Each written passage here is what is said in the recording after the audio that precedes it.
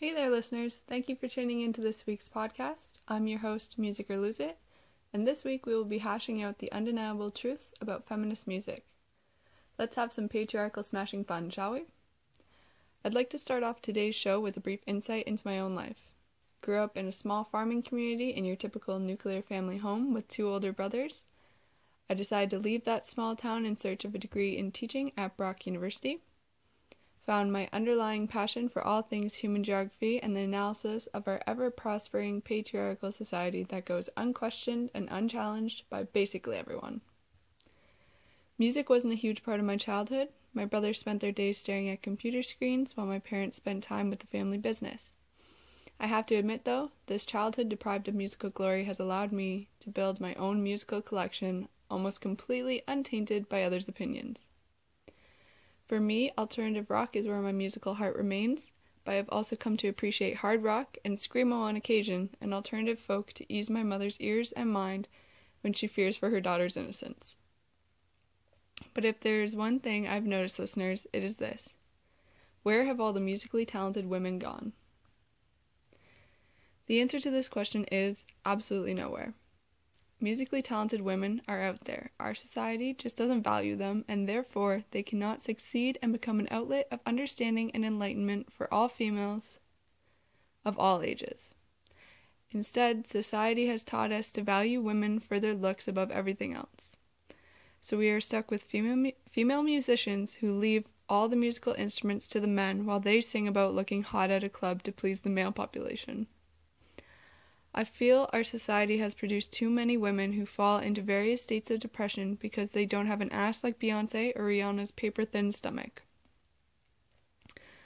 Why are we idolizing one body type that is unattainable to the majority of the female population?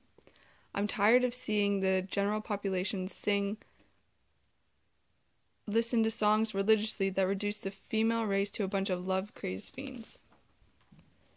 We need female musicians who can teach us to value our unique personalities and challenge the patriarchal norms that hold back the female population. These female musicians need to be a safe haven for young girls to run to when they are questioning their sexuality or struggling with their self-worth. These musicians have the potential to right the wrong that society has done. Later, I will evaluate on the impact we know popular culture can have on us. But until then, listeners, I want you to think about one individual that is represented in any form of popular culture and ask yourself, how do they value women? Think about one of those top 40 songs everyone's listening to. How does it portray women? If you believe women are currently well represented in the music industry, turn up the volume, listeners. Let me help you reassess that common misconception. The reason this topic lays so close to my heart is partly because it thrills me to no end when I find a female musician who can tear it up on the guitar or smash the drums harder than any man. Who else is tired of listening to Taylor Swift sing about finding a man to love or Britney Spears display her body like a bedazzled piece of meat? I want Emily Armstrong of Dead Sarah screaming about our tainted society while Danita Sparks of L7 takes it home with a wicked guitar solo. I want feminist music. To start off, I want to point out how hard it is for women to put aside all of the patriarchal teachings they have gathered throughout the years and say, hey, if I practice hard enough, I could play better than Jared Leto. We don't see women doing this because society has taught us otherwise. Bob Dylan, Jimi Hendrix, John Lennon, Ian Thornley, these are the names we think of when we are asked to list the greatest musicians of all time. Women don't make this list because society has taught us that women can't play as well as men. This is why few women ever try, because the idea of failure has been embedded into their hearts and has crushed their dreams before they were even given a chance. One female electronic dance artist named Alley Cat once told an interviewer that she rarely ever receives demo tapes from females, and that she believes a significant amount of the demo tapes that she does receive are really from females who hide behind a false pretense of a male name because they know their tapes won't even be heard if they reveal their true gender. For the few that do overcome their fears, music industries become the next 100-foot hurdle that stops them in their tracks.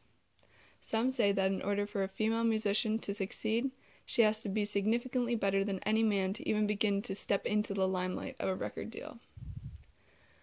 Other bands like Tribe 8 were critiqued heavily when they first sent their tapes into a music industry. And they were even accused of having their boyfriends record the demo tapes for them and then posing them off as their own. How is that fundamentally difficult to believe a woman could play a musical instrument that well is beyond my comprehension, listeners.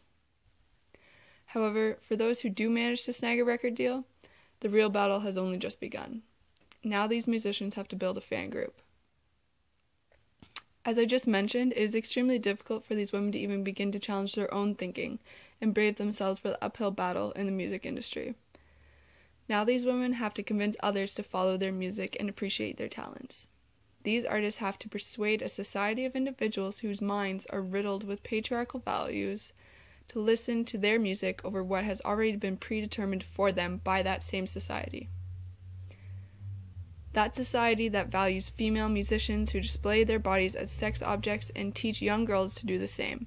And the harsh truth is that these girls then grow up to disrespect themselves and believe that it is okay for men to do the same.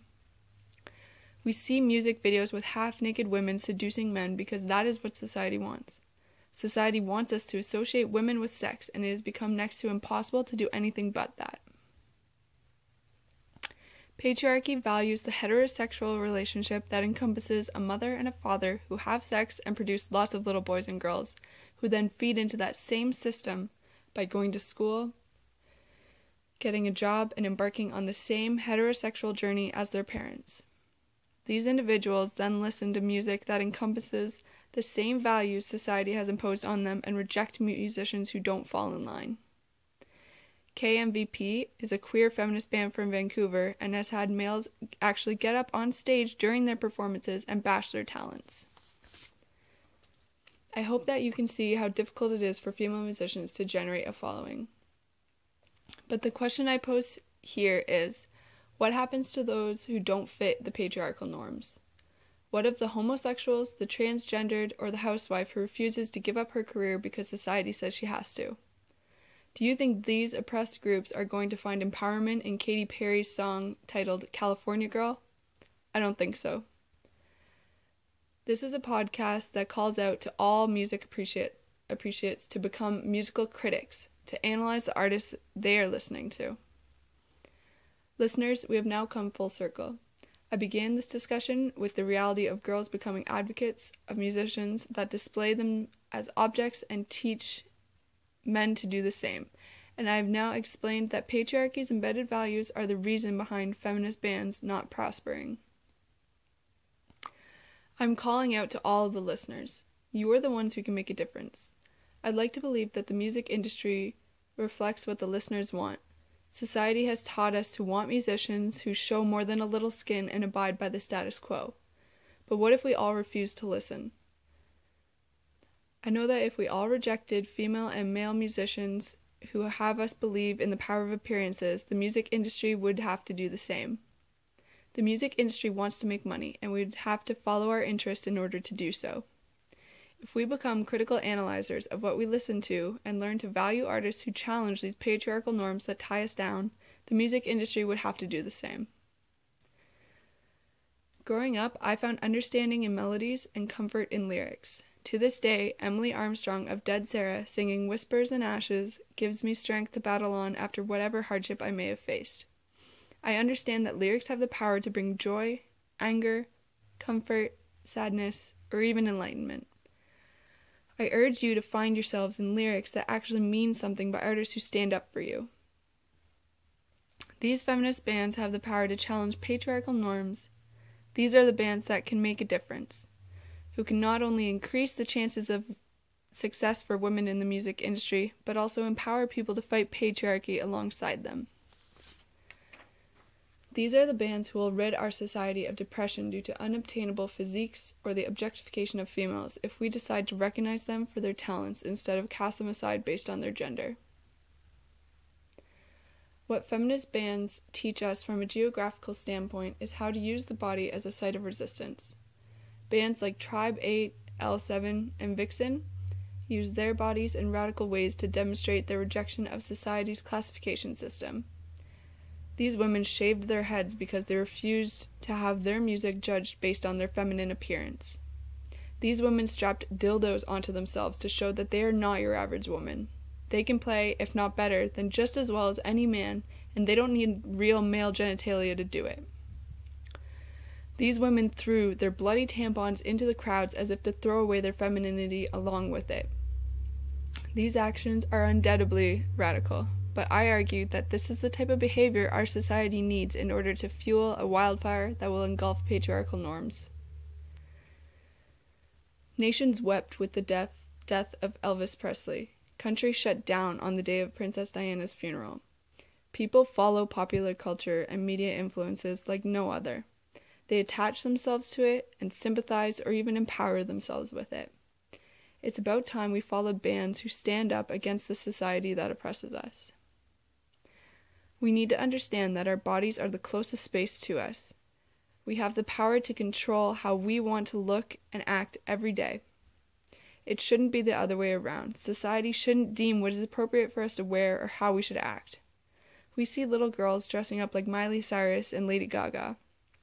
And what this does is make clear of how popular culture can have such a huge impact on how we conduct ourselves and control our bodies.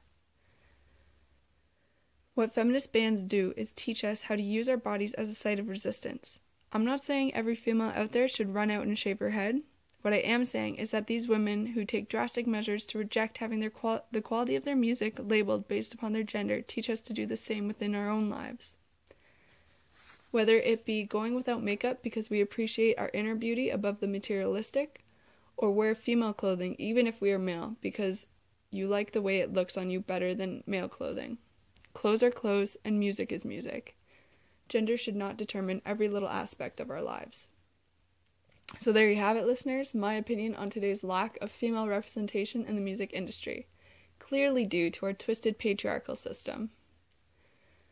We can't keep women locked up in the Holly housewife role forever, folks. Females are a force to be reckoned with.